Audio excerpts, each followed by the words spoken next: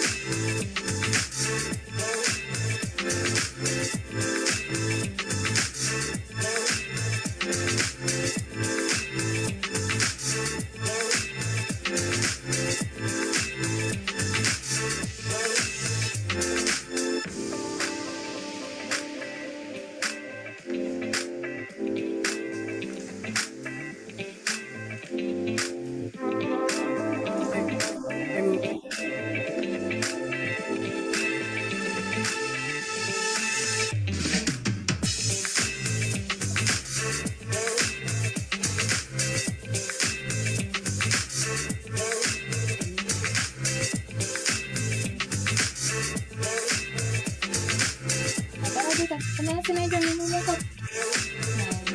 Ayo, puntahan lagi kau. Ang imong babaw tayo, ang babaw.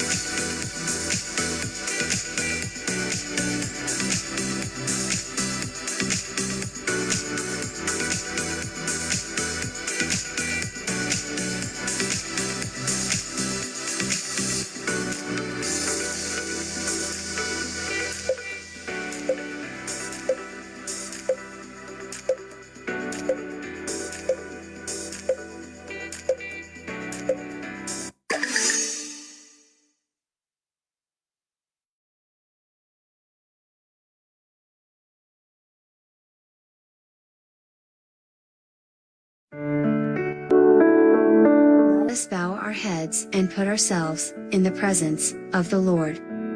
Dear Heavenly Father, we thank you for gathering all of us today.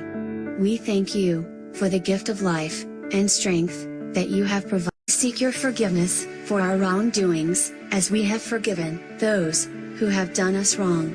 May you bestow your guidance and blessings so that we can enjoy and appreciate its significance in our lives. Bless everyone who is present here today. May each one of us be able to share our knowledge, understanding, and wisdom for your glory and honor. May the various activities related to this event be a success through your intervention.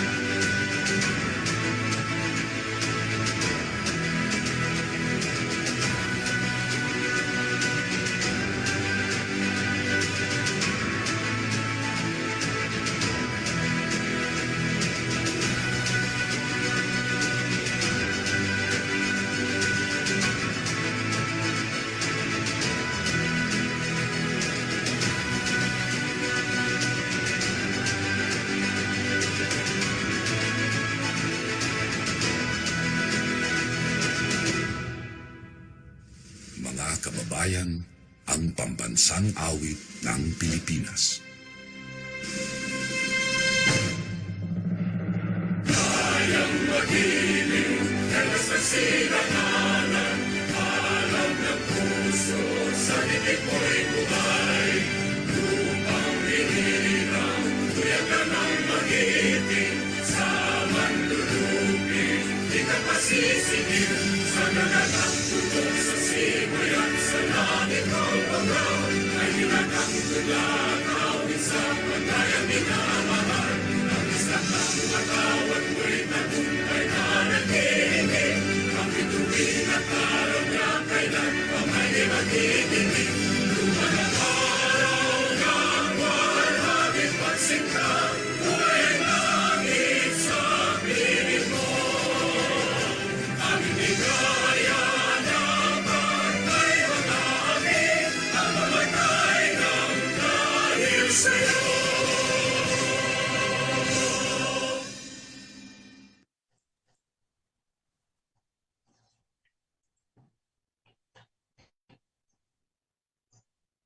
Ayan, isang makaagham na hapon po sa ating lahat, sa ating Zoom participants and FB Live participants. This is Ron of DOST Tarlac. Today is Thursday afternoon, titled Tech Tips Session 42, Trends in the Philippine Mushroom Industry. Muli, aside from Zoom, you may also join us live via Facebook at DOST Central Luzon and through the provincial offices' Facebook pages. We also acknowledge the presence of Miss Dailin and Pedro, our sign language interpreter. Good afternoon, Ma'am Dailin. Also, after this webinar, abangan din natin ang attendance at evaluation link, QR code na ipa-flash namin sa ating mga screen to get your e-certificates. E-certificates will be sent to you within 2 weeks. So ayun po, no? Bali pa-assure na lang po na nakapag-accomplish po tayo ng ating attendance and evaluation para makareceive po tayo ng e-certificate. Again, we would like to thank the technical team of DOST Tarlac, DOST 3 TCT Unit, and Science and Communication team for always supporting our activities, and to DOST Nueva Ecija for covering Tech Tips events via Facebook Live. So to formally open our webinar, we will now hear a message from the hardworking, innovative, and very supportive Provincial Science and Technology Director of DOST Aurora and ARD for Field Operation, Ms. Maricel M. Sikat. Good afternoon, Ma'am Cel. Good afternoon po. Audible po ako? Yes po, Ma'am, malinaw po. Okay. Isang makaagham na hapon po sa ating lahat. In behalf of the Department of Science and Technology Central Luzon, it is my pleasure to welcome all our participants, partners, mushroom growers, entrepreneurs, researchers, students, and stakeholders in today's webinar series entitled Trends in the Philippine Mushroom Industry.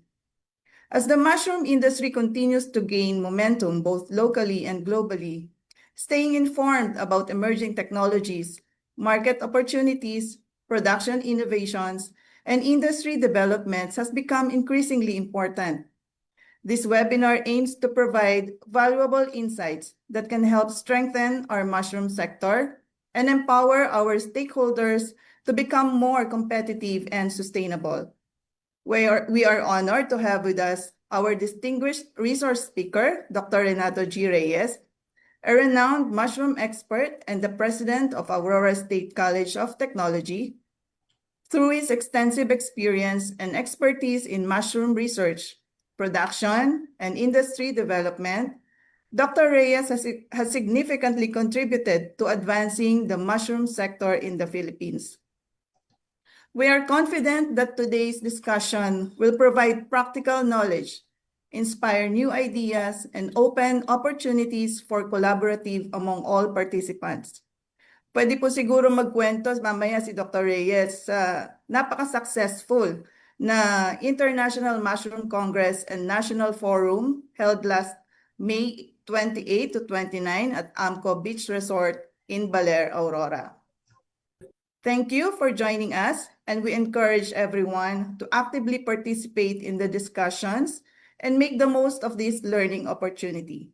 Once again, welcome to our webinar series on trends in the Philippine mushroom industry. We look forward to a productive and insightful session. Thank you and have a great day. Ayan, thank you very much, Ma'am Sel, for that message.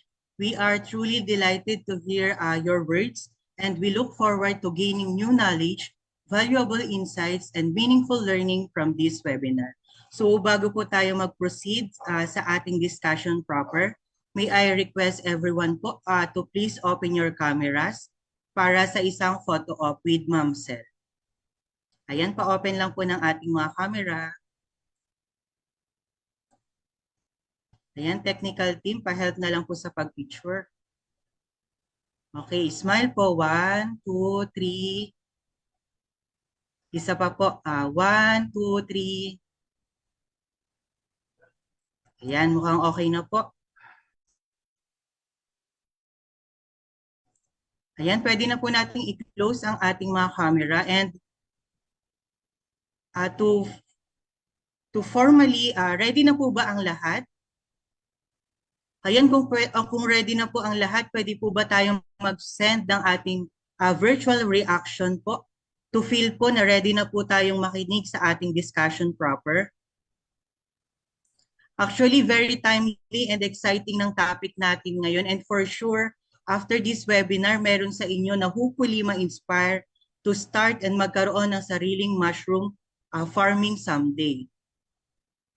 So yun po na, ayan, may mga nagsisend na po ng kanilang virtual reactions.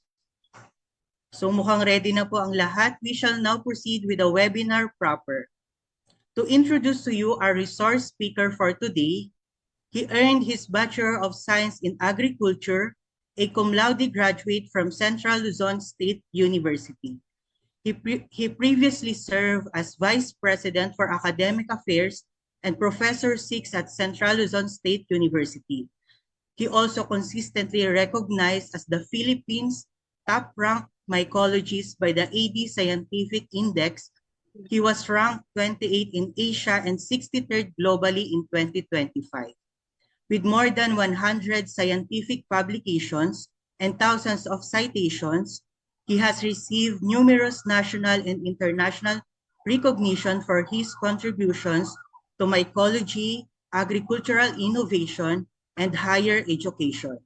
In 2025, he was recognized by the Association of Agricultural Technology in Southeast Asia as Outstanding Leader in Educational and Research. He is also recognized as one of the country's leading experts in mushroom science and pioneered the concept of mushroom farming in the Philippines. Currently, the sixth president of the Aurora State College of Technology, ASCOT, since year 2024. Let us all welcome our resource speaker, Dr. Renato G. Reyes. Yes, Hello po, Doc. Good afternoon po. maraming salamat. Naririnig ba ako? Nag-echo yata. Yes, Doc. Narinig pero nag-e-echo po siya. Bakit nag-echo? Alis nga ito. Sige, ayusin ko lang.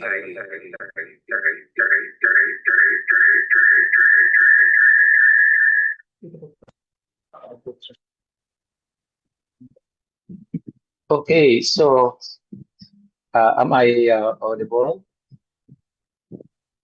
Yes po, Doc. Malinaw na po. Good Okay, afternoon thank you. po. Yeah, magandang hapon. Magandang hapon, Ma'am Maricel. So, nakita ko siya sa room at yung ibang mga opisyales ng DOST at sa mga kaibigan natin. So, let me share my screen.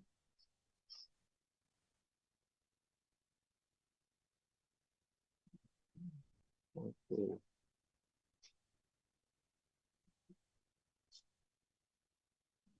Documents.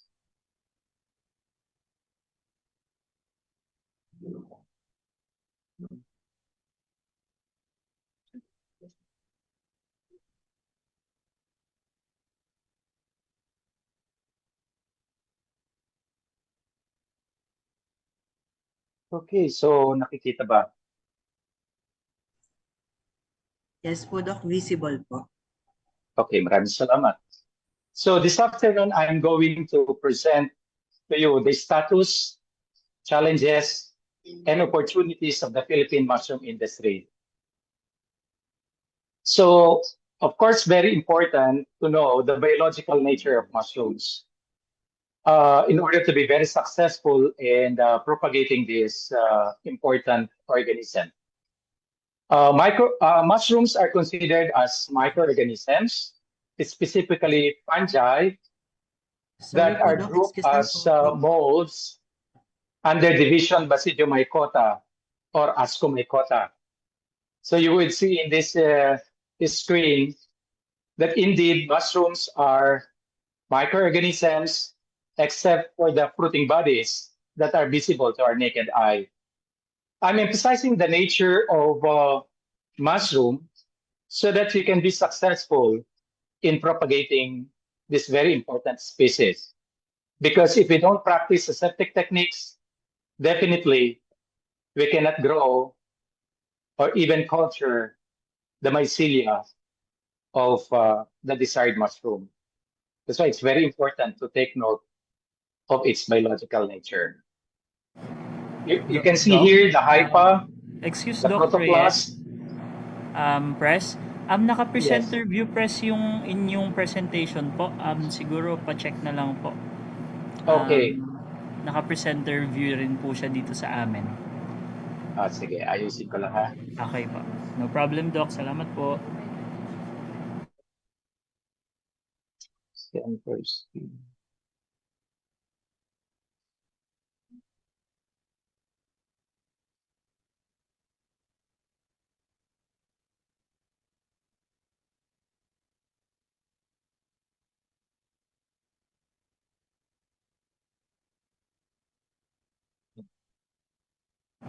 Ayan po, Doc. Okay na po. Salamat, Press. Okay.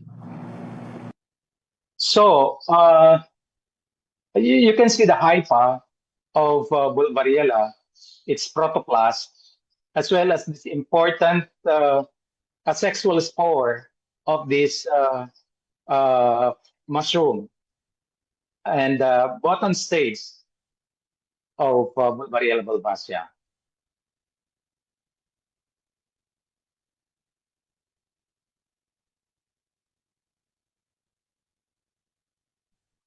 Minumove ko, hindi mo.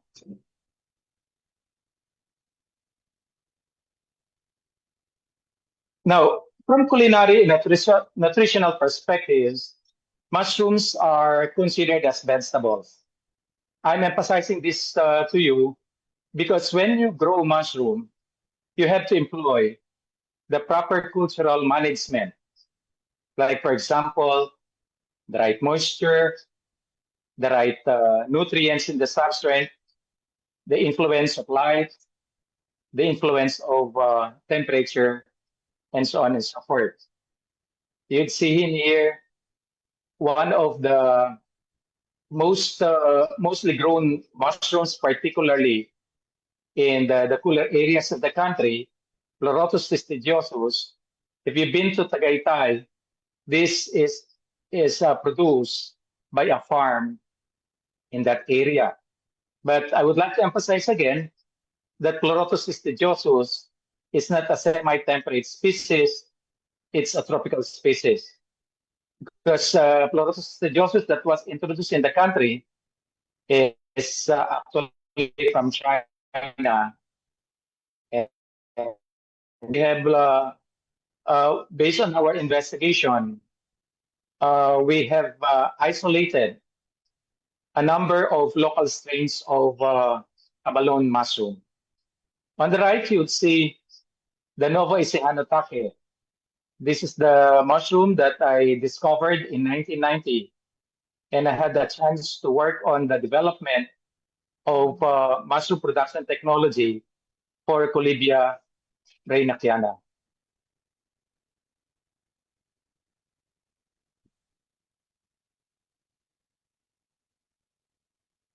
Now, why mushrooms are important? Because mushrooms are considered as high-value crops. This is just an estimated price of mushroom in the Philippine market. For instance, the oyster mushroom price is about 180 to 300 pesos per kilogram. Shiitake, the dried shiitake, is about 600 to 1,200 per kilogram. Inoki mushroom, this is Plamolina velatipes. It's a winter mushroom. The price ranges from 70 to 150. And of course, the button mushroom, Agaricus bisporus, the price ranges from 250 to 400 pesos per kilogram. That only shows that indeed that mushroom is a highly priced commodity.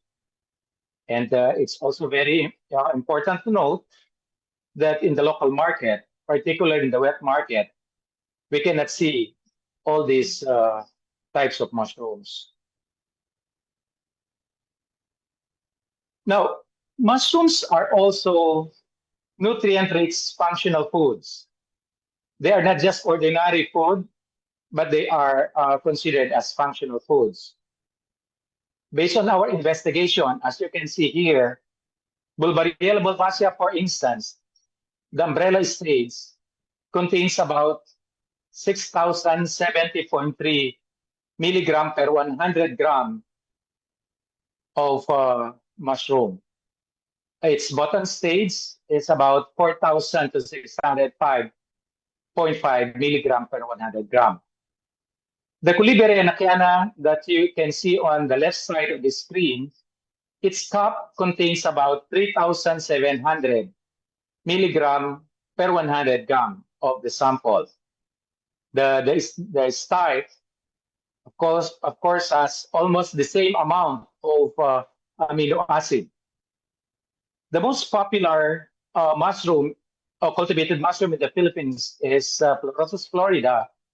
Also contains appreciable amount of amino acids. As you can see, there are about 2,694 milligram per 100 gram. Coprinus comatus has about 1,643 milligrams per 100 grams. This exotic species from India, called Calusalbe indica, this is the milky mushroom, contains about 1,000 milligrams per 100 grams. So there's no doubt that indeed mushrooms are considered as nutritious food.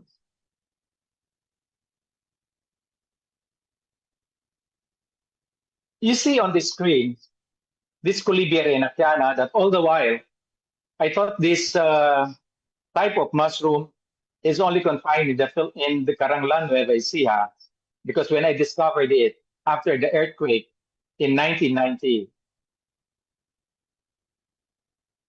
we've seen this in Caranglan, Nueva Ecija, and we were able to rescue the mycelia and develop a mushroom production technology, but only to find out that this mushroom is also available in other parts of the country, as you can see here. That's why I'm encouraging really everyone who are mushroom enthusiasts or even researchers to go into the development of production technology that are adapted in the specific areas, because this is a native of the Philippines. Now you see on the screen our investigation about Coprinus chromatus regarding the amino acid content. As you can see, the standard as well as non-standard amino acid. You know, this mushroom is considered as the weed fungus of Bulbariella bulbacea. But, you know, this mushroom is an edible mushroom. It's just that it's a weed fungus of Bulbariella. But we were able to develop production technology for Coprinus chromatus. What is interesting about this mushroom is that it contains appreciable amount of glutamic acid. That's the very reason why the mushroom, or most mushrooms, have umami taste. Also interesting is that mushrooms have gamma-aminobutyric acid as well as ornithine that exhibits functionality, apart from the other non-standard amino acids that are present in this mushroom. Schizophyllum communae, which used to be a wild species, though there are also many isolates that are still in the wilderness.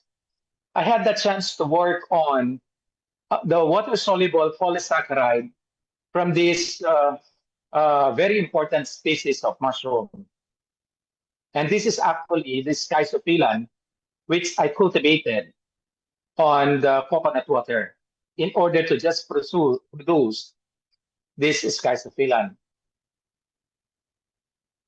For your information, all mushrooms have beta-glucan, because beta-glucan is a primary integral component of the primary cell wall of the mushroom. I also would like to let you know that if I work on water-soluble polysaccharide, the current director of the Center for Tropical Mushroom Research and Development of CLSU did a postdoctoral research fellowship under the Fulbright program. This is in the person of Dr. Ritz Milton Dulay, to basically work on the biofunctional fatty acids in the US. We also did a very good investigation about the antibacterial activity of Schizophyllum communae. You know, it's interesting to note that the immobilized mycelial disc of this mushroom exhibit antibacterial activity, both for gram-positive as well as gram-negative bacteria.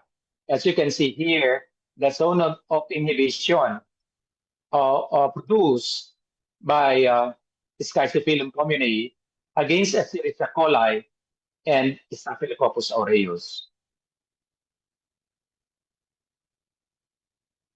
Colibia reynakiana also exhibits anti-hypertensive activity.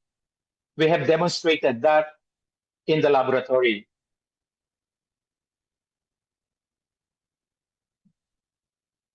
We also have published papers about the sterols and lipids from Pleurotus florida in our desire really to establish the functionality of these mostly cultivated species of Pleurotus. It's interesting to note that this mushroom contains ergosterol peroxide, as well as servisterol. Similarly, Pleurotus jamor that we cultivated also contains ergosterol, triacylglycerols, as well as fatty acid methyl esters. And these are actually beneficial compounds. You can see here the different exotic species of mushrooms that we have successfully cultivated in the Philippines. From left to right, starting from the top, of course, we have Calusaibe indica, we have Pleurotus Pleurotus cornucopia, as well as Agrosaibe cylindricea. We also have Agaricus bitorquis. This is a warm strain of Agaricus, because the one that's being cultivated in Baguio is Agaricus bisporus. Of course, Pleurotus florida, Pleurotus arcadiu, Pleurotus pulmonarius, Pleurotus austriatus, shiitake, as well as Pleurotus jamor. Now, mushrooms, just unlike with other crops, can be grown even at the back of your yard, because this one only requires a little space.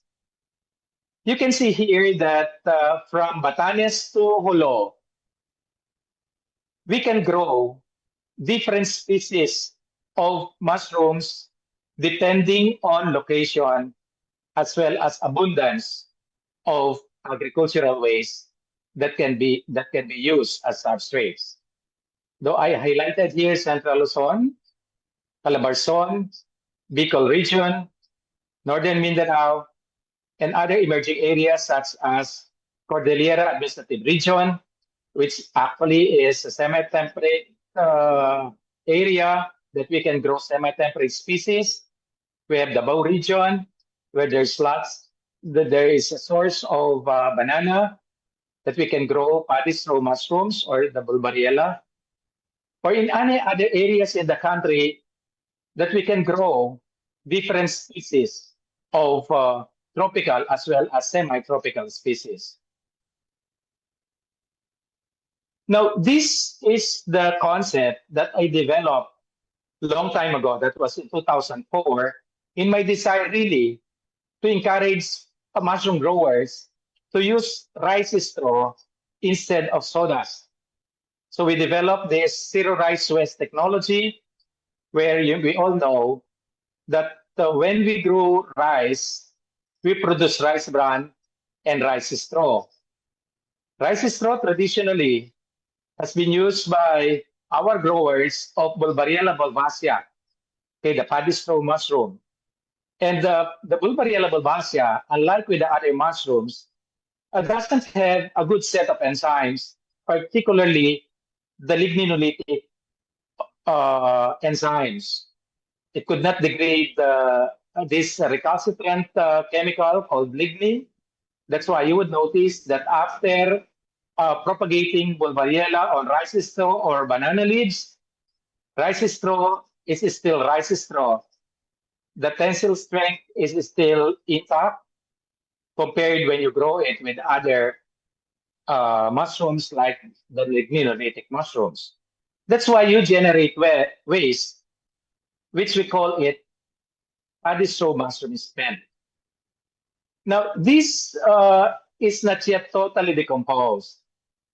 This is a very good substrate for the production of more aggressive species of mushrooms like ligninolytic mushrooms, particularly the white rat mushrooms that have very good set of ligninolytic enzymes.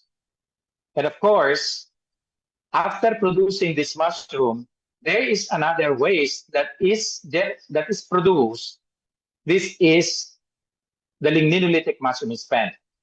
This time, we can use this either as a substrate for organic fertilizer, in addition to the animal dung that has been generated by our animals.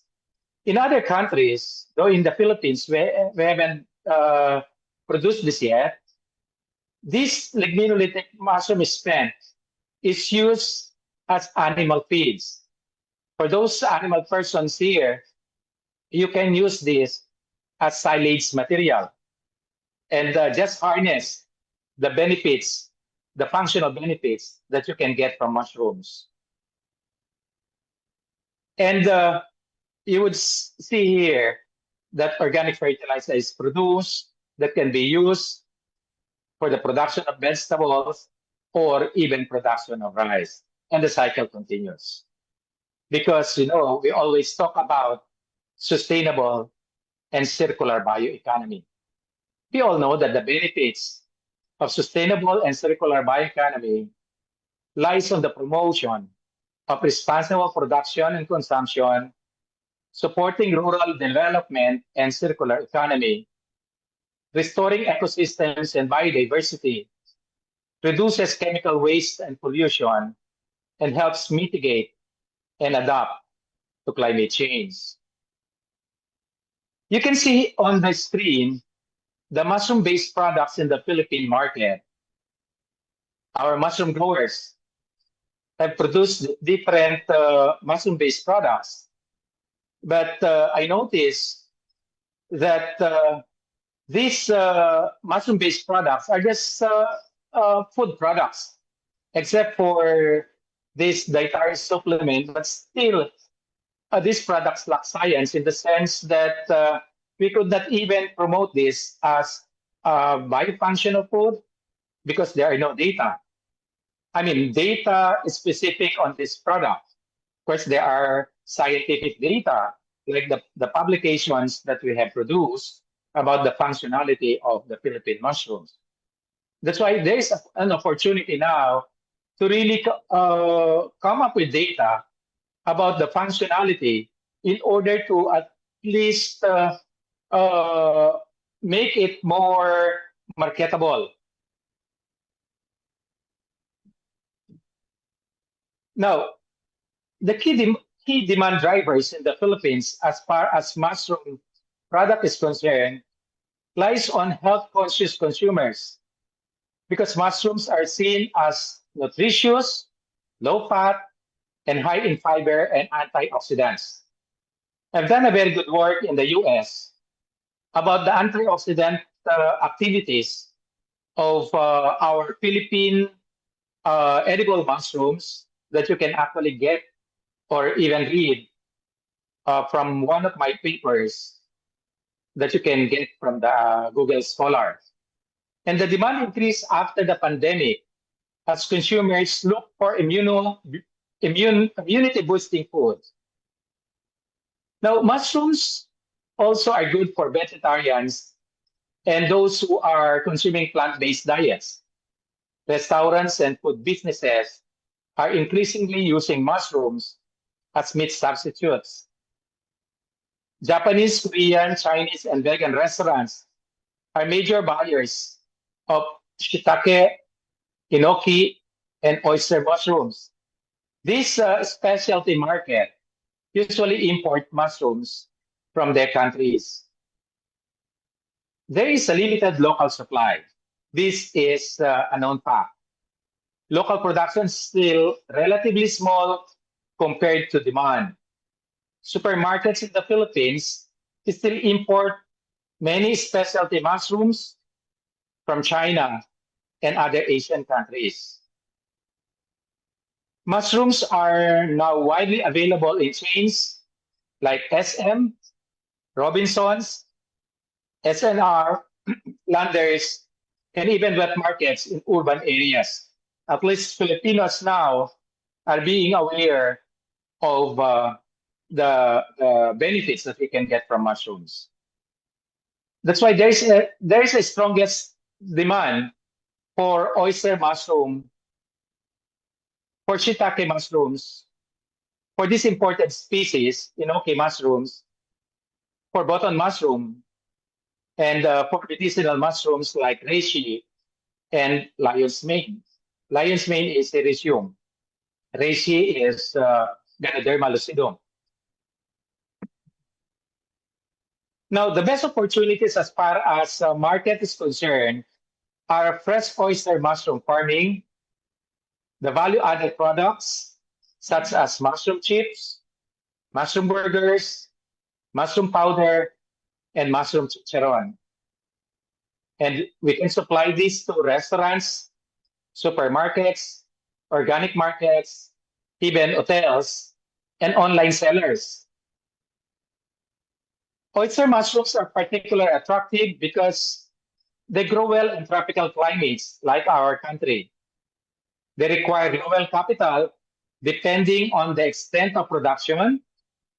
They have fast production cycle because in just less than a month, you already have a mushroom. And use agricultural waste that are abundant in the area like rice straw and sawdust.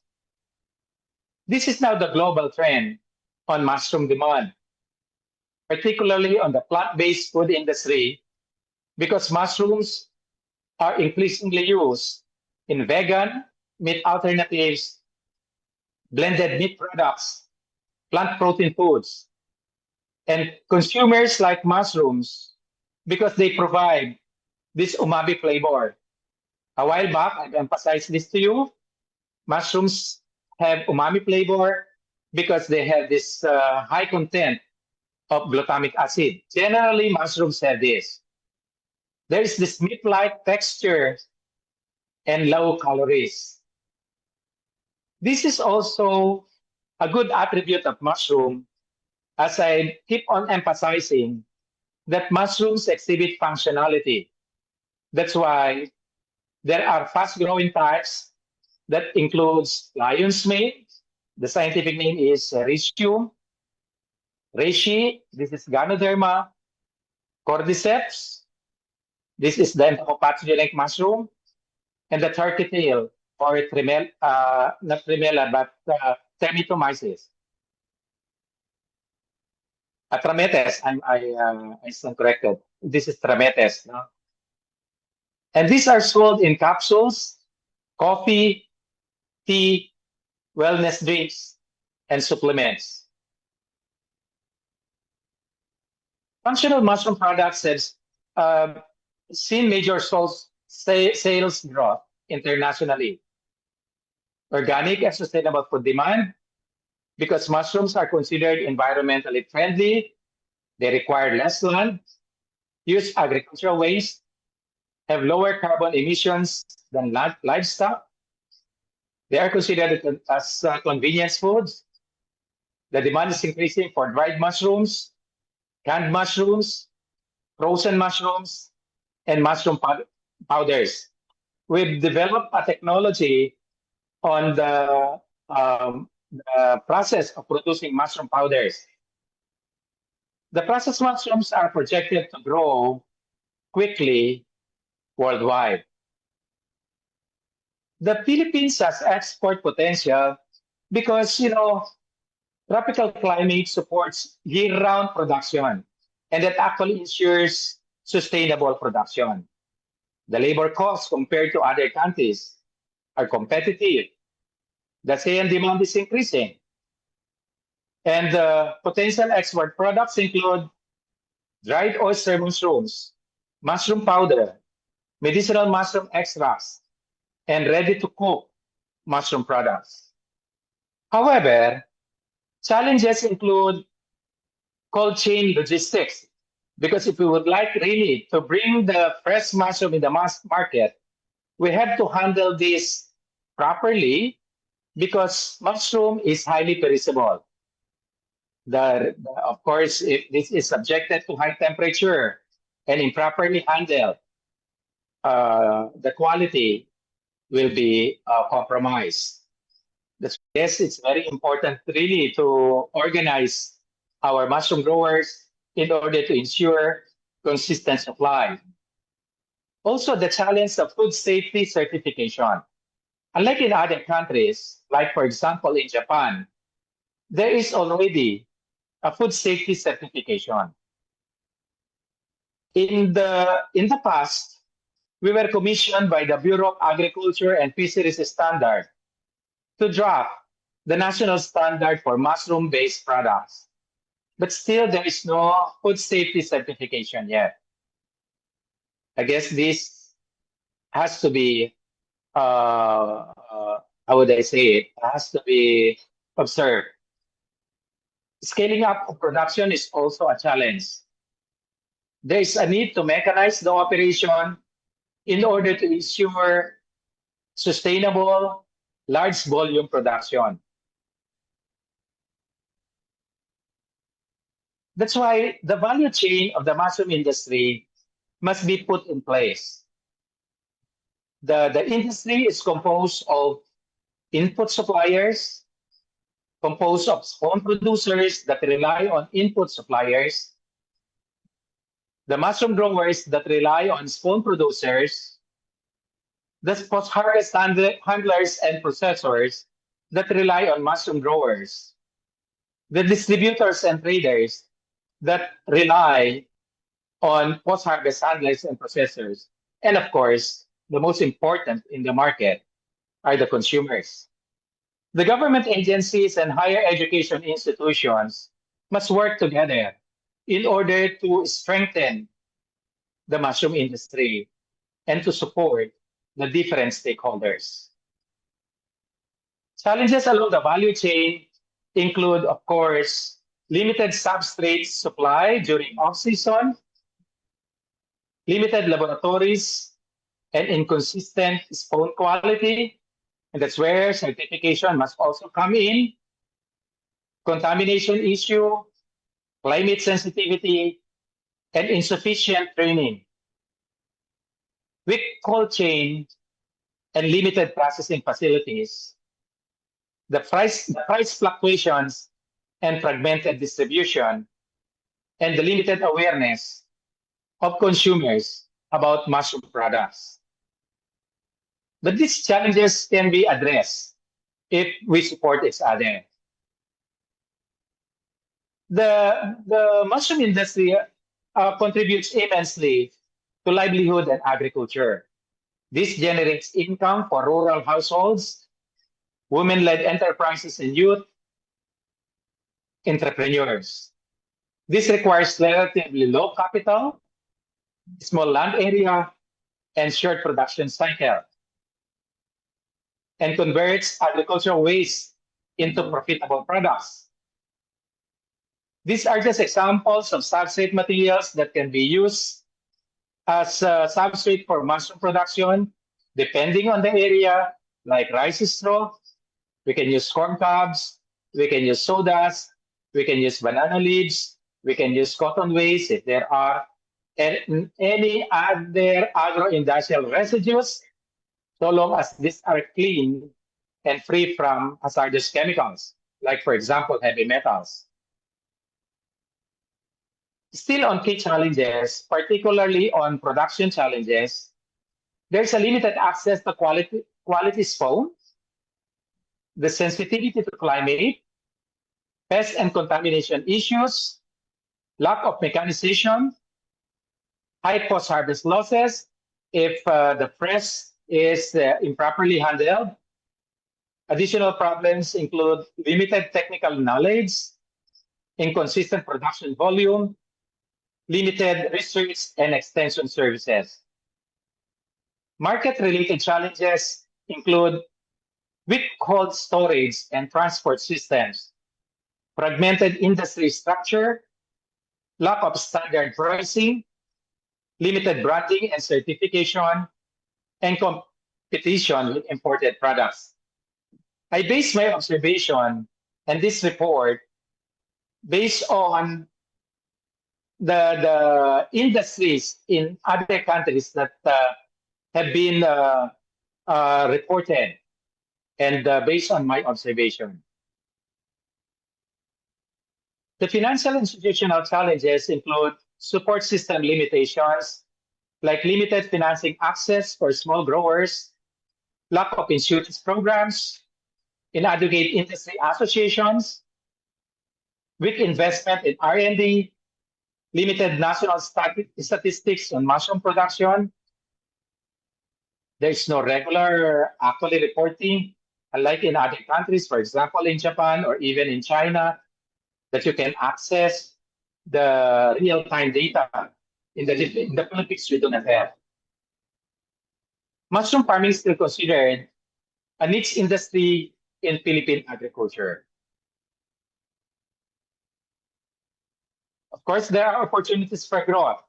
Emerging opportunities include rising demand for healthy foods, the growth of plant-based diets, export opportunities, agritourism and farm tourism, functional and medicinal mushroom products, and potential high-value products include mushroom coffee, nutraceuticals, meat alternatives, and organic food products.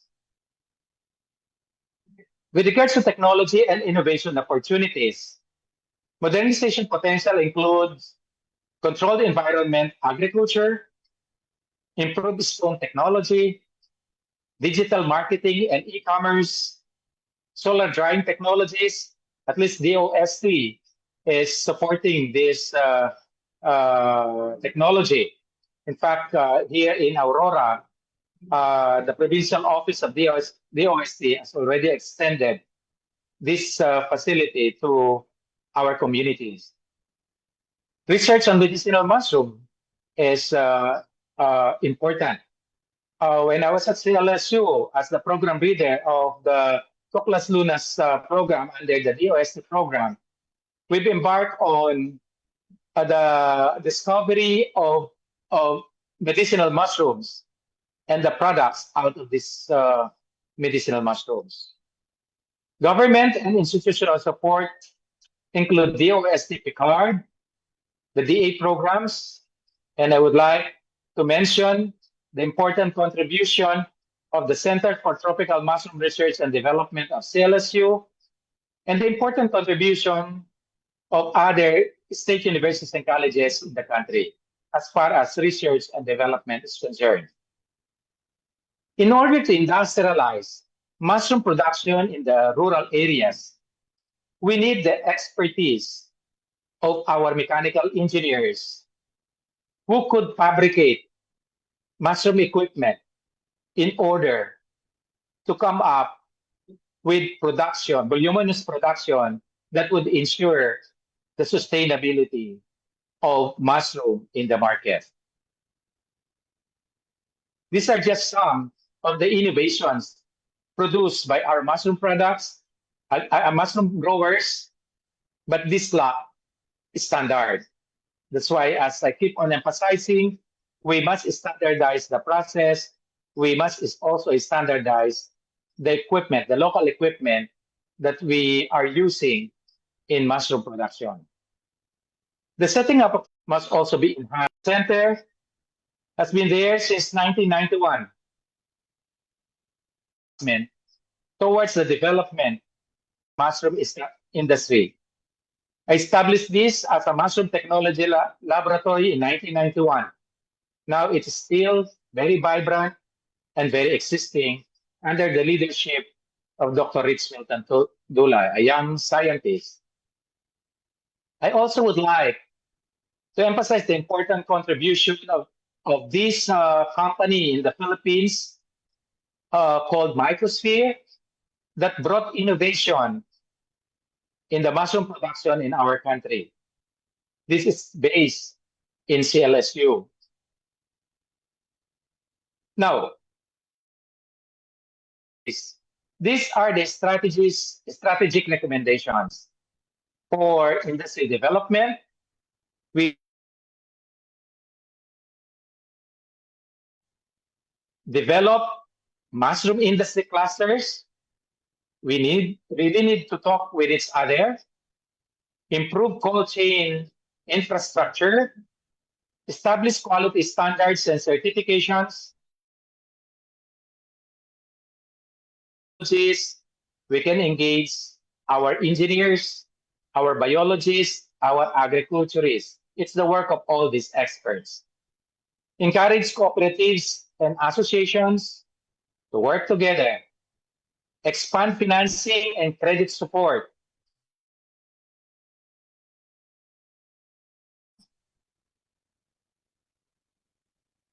this is just a roadmap to mushroom industry growth that I'm proposing, that mushroom growers, mushroom associations can in order that we can bring this and articulate this to the government for funding. The vision for 2035, a competitive, sustainable, technology-driven, and export-ready Philippine mushroom industry, generating rural jobs, food security, and high-value agribusiness opportunities. The roadmap starts from phase 1, which is on foundation, where we group all the mushroom growers to really sit down together and strengthen associations, strengthen the laboratories, capacitate the people in order to reach the level of modernization.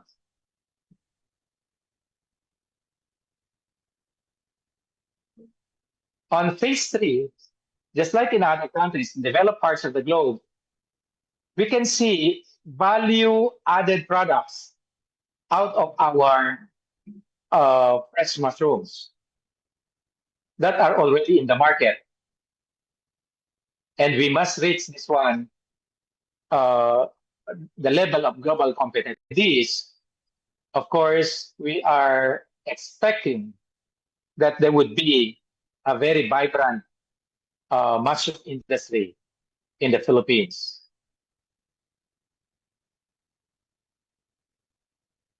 Now, we are looking forward that the Philippine mushroom industry will have a strong growth potential over the next decade. There would be increasing consumer awareness, supports expansion, and the potential to become a sustainable agribusiness sector, an export-oriented industry, a source of rural employment and food security. In conclusion, the mushroom industry offers economic opportunities, sustainable agricultural solutions, and rural development potential. And despite these major challenges, the sector can grow through technology upgrading, investment, government support, market development. Before I end, I would like to advertise that the Center for Tropical Mushroom and Development will celebrate its anniversary, I guess it's 35-year anniversary in July, and we'll be launching the Philippine Mushroom Network Innovation. I hope that you can also participate. Okay, that ends my presentation. If you have any questions, just let me know. Ayan, thank you very much, Dr. Reyes, for that very informative discussion. Actually, Doc, napakadami po naming natutunan.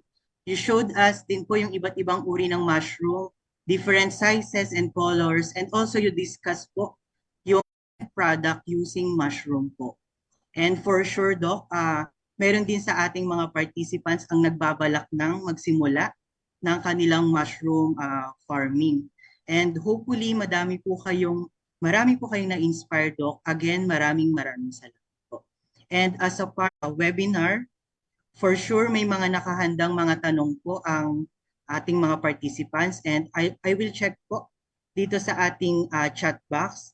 Mag-check din po ako sa ating FB Live sa mga comments po.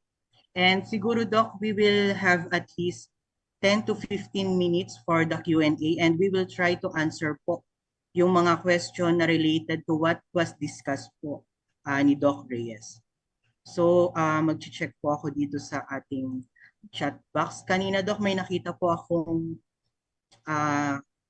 message po dito. Tanong po siya. Question po siya from Lisandro Belason po from Bicol. Nakaabot pa po tayo ng Bicol. Sabi po dito, ang tanong niya po, Doc, good day po. Ask ko lang po, mayroon na po ba tayong grower ng button mushroom dito sa Pilipinas? Meron tayo sa Baguio. Actually, the Bureau of Plant Industry supported this activity. They're following the Taiwanese technology. Meron tayo dyan, but limited yung kanilang production. If you would like to embark on the button mushroom, and you are located in not in Baguio or in Tagaytay, which means medyo mainit sa lugar ninyo, you can grow the tropical species. That's Agaricus bitortis.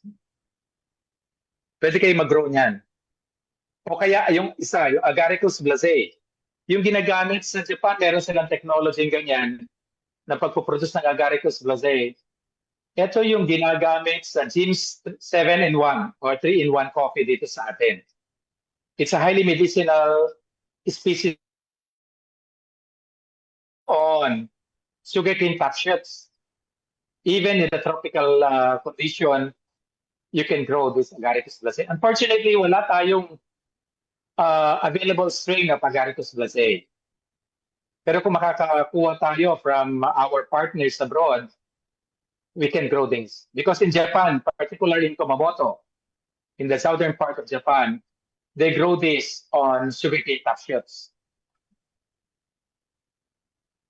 Ayan, maraming salamat po, Doc, sa sagot po yung tanong po natin from Bicol po, participants from Bicol.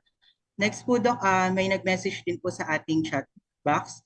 Nagpapasalamat po siya sa inyo, Doc, sa insightful talk sa discussion niyo po ngayong araw na to. And yung question na po, since Commune and Trichomatus are fungi, would you still recommend the Kirby Bayur, this diffusion assay for evaluating antibacterial activity, given the challenges of fungal extraction and potential spore interference? Would alternatively methods such as agar well diffusion, both micro dilution or radial growth assay for more appropriate po?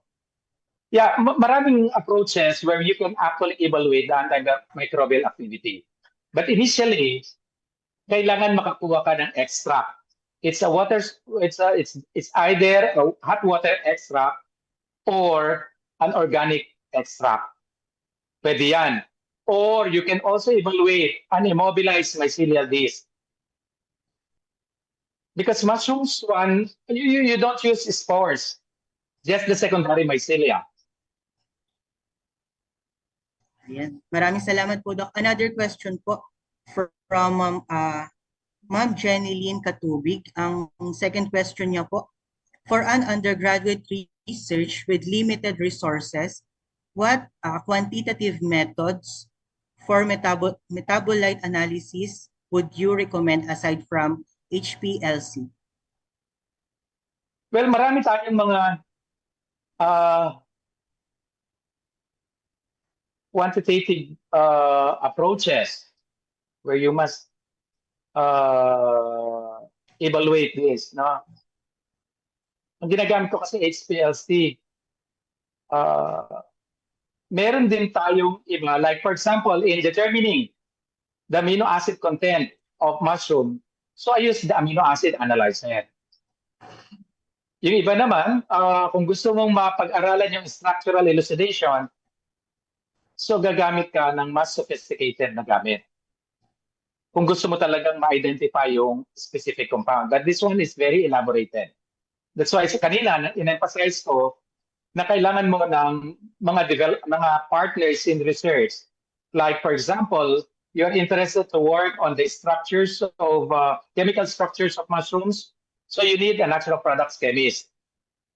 Like sa mga papers ko, 2 papers ko on the bioactive compounds of mushrooms, I engaged myself with 2 or 3 natural products chemists from De La Salle as well as from Australia.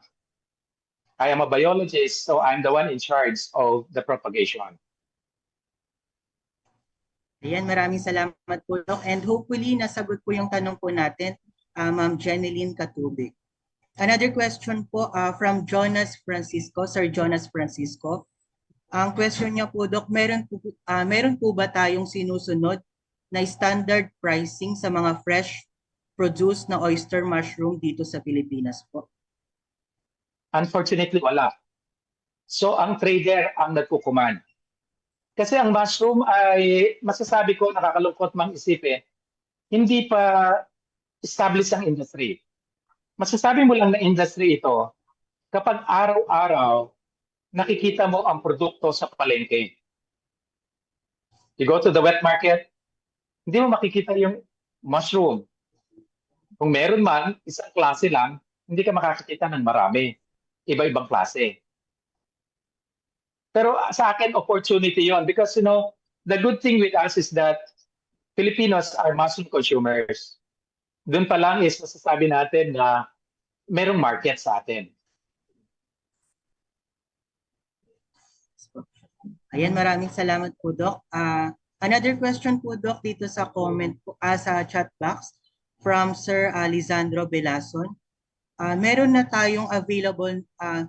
po ba daw tayong available na bitter kiss spawn? Saan po kaya pwede makakuha nito sa Pilipinas po, Doc? Yeah, actually, dati meron na pong Agaricus bitorquis from China. Unfortunately, nawala yan because na-mishandle ng mga staff. Kaya nga, that drove me really to come up with a proposal on the cryobank facility that's located in CLSU para maiwasan yung pagkawala ng ating mga strains, lalo na yung mga exotic strains natin. Ibig sabihin, yung mga galing sa ibang bansa. Ngayon, wala tayong bitorquis. Kaya nga mga kaibigan ko na mga spawn suppliers at nag-maintain ng culture, I told them to acquire Agaricus bitorquis as well as Agaricus blazei. Ayan, maraming salamat po, Doc. Next po, nakaabot na rin tayo, Doc, ng Camarines Norte. May question po ang isang student po, si Den May Evangelista. Ang tanong niya po, pinag-aaralan ng oyster mushroom na ina-applyan ng iba't ibang biomass, fermented banana peel, coconut water, rice bilang supplement. Mag-ask lang po sana kami ng any tips para ma-ensure ang success ng aming study. Okay, maganda yan. Kailangan i-maintain natin yung image ng mushroom as the most organically grown and the cleanest vegetable so far cultivated. Kaya nga yung process dapat malinis, maayos. Pangalawa, yung formulation natin hangga't maaari organic base. Now, importanteng sa pagpili, ikukonsidera natin kung ano yung uri ng mushroom na patutubuin natin. Merong mga mushrooms na ang gusto nila ay pH 5.5 to 6.5. Ang Bulbariella gusto niya pH 7.0 to 8.0. So medyo basic or alkaline.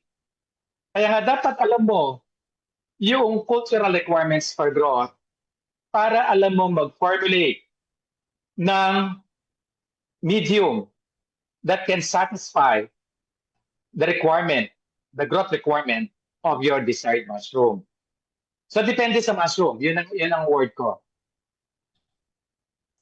Ayan, thank you so much po, Doc. And for sure, malaking tulong po yun sa research po ng mga estudyante from Camarines Sur. And next po, Doc, may teacher naman po dito from Quezon Province. From Quezon Province po, nagtatanong lang po siya, Doc, kung pwede po ba daw kayong maging speaker? Yeah, so long as available yung oras ko. Pero meron na tayong mga mushroom researchers na mga dati kong estudyante. Siyempre, nandiyan si Dr. Rich Milton Dulay at Dr. Calaw sa Central Luzon State University. Nandiyan si Arce Beliere, doon sa Professor Arce Beliere sa Sibiswa, Central Bicol State University of Agriculture. Meron din siyang mushroom center doon. Nakita ko kanina yung pangalan ni Benji Garcia. Faculty member siya sa Nueva Ecija University of Science and Technology. Pwede ding magturo. O yung iba pa nating mga kasama, pwede. Maganda rin kasi yung nakikinig tayo sa iba-iba. No? Sa iba-iba na may mga pwede silang may provide na mga insights. No? Pero yung tanong mo na kung pwede ako, pwede, it fits my schedule. Ayan, thank you so much po, Doc. Medyo may internet, unstable lang po yung internet dito sa office. Another question, Doc, what kind of mushroom daw po ang best suitable sa North Cotabato? Nakaabot na rin tayo ng Cotabato, Doc. Okay, so depende. Depende sa prevailing temperature. Ang importante kasi, remember that mushrooms grow based on their nutritional and physical requirements for growth. Pag sinabi natin physical requirements for growth, ano yung temperature requirement, ano yung light requirement, ano yung moisture requirement, kasi ang mushroom generally requires 65% moisture content in the substrate. Ang relative humidity is about 85%. Yung light niya is diffuse lighted condition. And then yung temperature depende sa mushroom. Halimbawa yung Bulbariella, ang gusto niya is 30 to 35. Ang mga Pleurotus, ang gusto nila yan 25 to 30. Ang Enoki, napakababa ng temperature na gusto niya, 9 degrees. Pero ang maganda sa Mycosphere na pinakilala ko sa inyo kanina, meron si Engineer Victor Sala ng mushroom growth chamber na available for sale. That you can grow mushroom throughout the year. Yun naman ang gusto nating mangyari. Pero dyan sa Cotabato, para low cost ang production ninyo, at gusto nating maging sustainable ang production, depende yan sa prevailing climatic conditions. Halimbawa, kung medyo mainit, no? Pag sinabi kong medyo mainit, ang temperature is 30 to 35, mag-grow ka ng Bulbariella. No?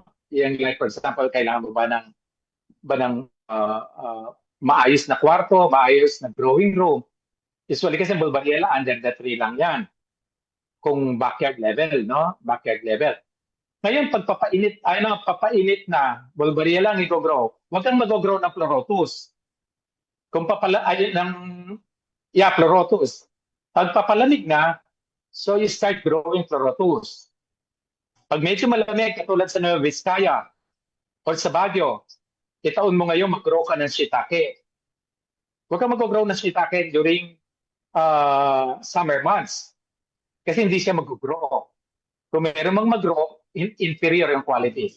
So ang word ko doon is depende doon sa uri ng mushroom na patutubuin mo at depende din doon sa abundance ng substrate.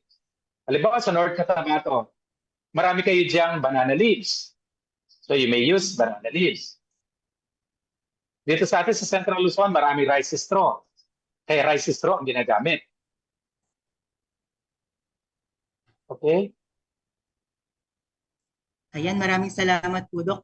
For the last question po, Doc, mostly ang participants po natin ngayong webinar are MSMEs po. The question po, is it expensive po ba na magsimula? Kung magsisimula sila po ng mushroom farming? And may mga trainings po ba silang pwedeng attend po? Yes. Depende sa volume of production. Halimbawa, lagi ko nire-recommend sa mga mushroom growers o mga mushroom enthusiasts na gustong mag-mushroom business, magsimula ka muna as a grower. So, magsimula ka sa 1,000 bags. Depende yung sa lugar kung magkano ang cost ng mushroom bag. Yung Pleurotus bag in particular. So, yung Pleurotus bag, merong 18 pesos per bag, merong 25 pesos per bag. I-start from 1,000 bags, meron kang growing room na maliit. Actually, dito lang sa loob ng bakuran mo, pwede kang gumawa ng makeshift structure para lang lumapit sa'yo yung mushroom. Ibig sabihin, maintindihan mo yung biology ng mushroom. Bubuksan mo yung 10 bag sa araw na ito. After 5 days, buksan mo uli yung another 10 bags. And then after another 5 days, buksan mo na naman yung another 10 bags hanggang napapag-aralan mo yung biology, yung performance ng mushroom. And at the same time, unti-unti mong napapakilala ang kabuti sa iyong neighborhood. Kasi kapag mamamarket tayo ng mushroom, ang uunahin muna nating pakakainin, una yung pamilya natin. Pagkatapos nating mabusog ng kabuti ang ating family members kasi sila yung magbebenta, sila magpapakilala sa neighborhood, yung ating neighbor ang bibigyan natin. Yung neighbor natin, merong pamilya, tapos yung neighbor natin may kaibigan na dumadayo sa kanya until nag-diffuse ngayon yung market. Unti-unti lumalaki. Very viable ito. I would say you can start from, let's say, 100 bags habang pinag-aaralan mo yung pagtubo ng kabuti while promoting this in your neighborhood. Ayan, thank you so much po, Doc. Doc, last na po, pahabol lang po. May nag-message pa po. Sabi dito po, Doc, yung question niya, meron na po bang existing or past efforts to establish or start researches on mushroom focus in Bataan? Yes, meron na dyan. Sa Bataan Peninsula State University, meron community engagement on mushrooms sila Dr. Reyna Paglia. Meron dyan, particularly sa Bulbariela. Meron din sa Central Luzon, particular sa Tarlac, yung DA, pinangunahan nito ni Dr. Emily Soriano, who is now the division chief ng research division ng DA Region 3. Mga advice ko yan. Advice ko si Dr. Emily Soriano when she did her undergraduate BS program, a biology program at CLSU. Doc, recognize ko lang din po si Sir Jonas, participants po natin to. May tanong po ata siya. Pwede po kayong mag-open po ng ating audio po, Sir Jonas, kung may tanong po tayo kayo. Okay na po. Can you hear me po? Yes, yes. Yes po, sir. Doc, thank you for the opportunity. Salamat po sa pag-share ng knowledge. Dahil ko na pong gusto na makarinig ng ganyang webinar galing sa inyo. Because dati po, if you know Dr. Luis Cervantes, former director of POST, naging student niya ako before sa mushroom. Unfortunately, he passed away. Kaya, helped na po ako. So, kahit paano, nagkaroon akong knowledge.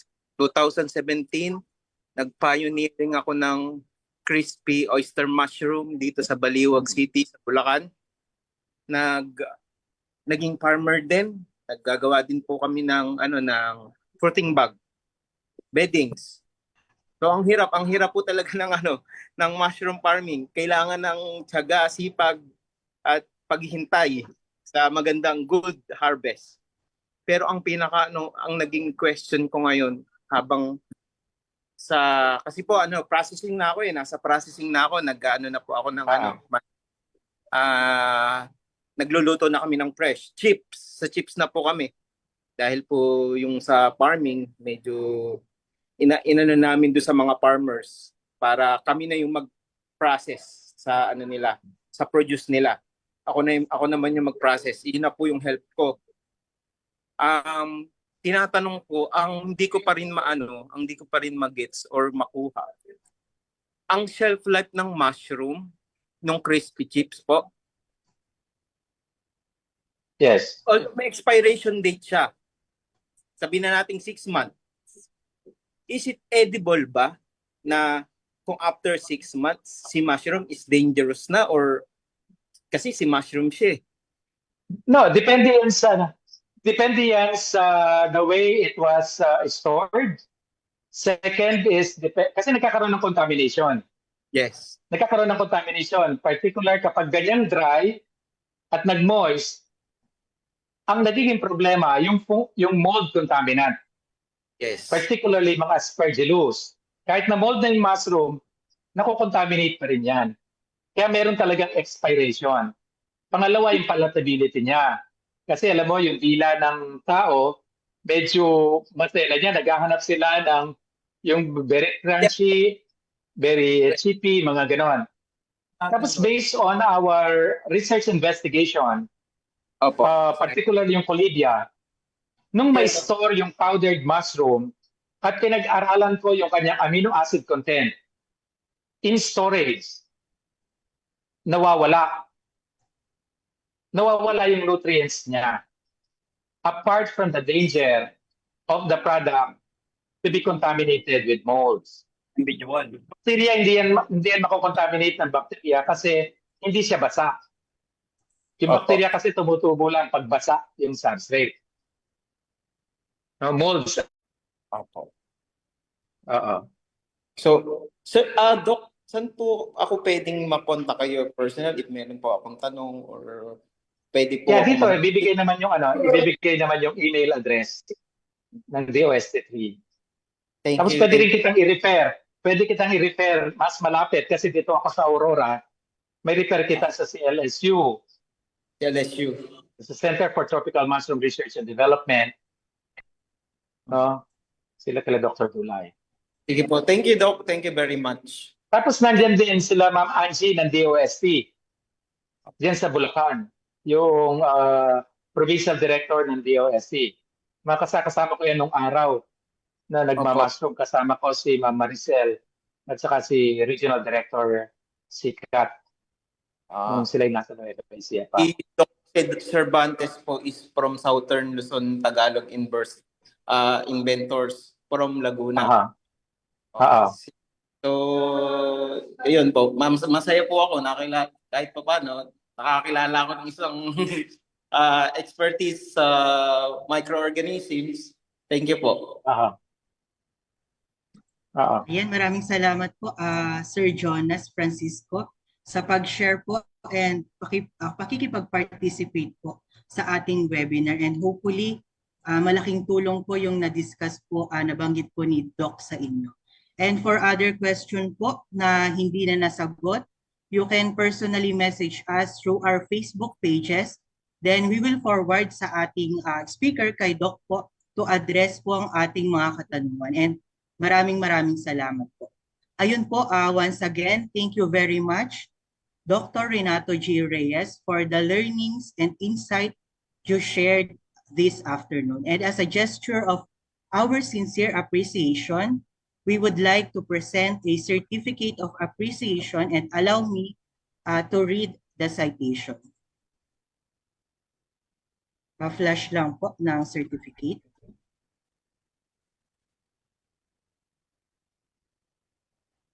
Then, allow me to read the citation. Republic of the Philippines, Department of Science and Technology, Regional Office 3, award the Certificate of Appreciation to Dr. Renato G. Reyes in grateful recognition and commendation for sharing his valuable time, knowledge, and expertise as resource speaker during the conduct of Tech Tips Session 42, Trends in the Philippine Mushroom Industry, held on June 11, 2026 via online video conference given this 11th day of June 2026. Signed by our Regional Director, Dr. Julius Cesar V. Sicat. Ayun po, muli maraming salamat po, Doc. Thank you also to Ms. Dailin and Pedro, our sign language interpreter, and the Regional Director po ng Aurora, Ma'am Cel. Maraming salamat po. And as we reach the conclusion of our webinar, on behalf of DOST Central Luzon, headed by our Regional Director, Dr. Julius Cesar V. Sicat, we would like to sincerely thank everyone who joined us today. And now, to formally close this activity, we will hear a message from the zestful and prolific Supervising Science Research Specialist from DOST Aurora, Engineer Maria Ana A. Spirit. Good afternoon, ma'am. Good afternoon sa ating pong lahat. Gusto ko yung pagka-describe sa akin na prolific para akong mushroom, no? Ayan.